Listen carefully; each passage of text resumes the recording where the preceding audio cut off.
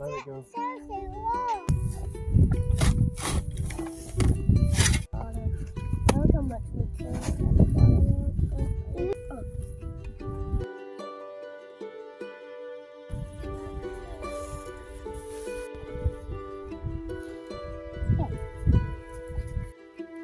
Just hold it right now. No, don't push it down. Hold it up. Here are our blackberry plants, our 2 blueberry plants, and our 3 apple trees. It's a thornless honey locust. And it does not look like it's thornless. I see no thorns right there. This is my bee tree. It's an American basswood. Supposedly bees really love it.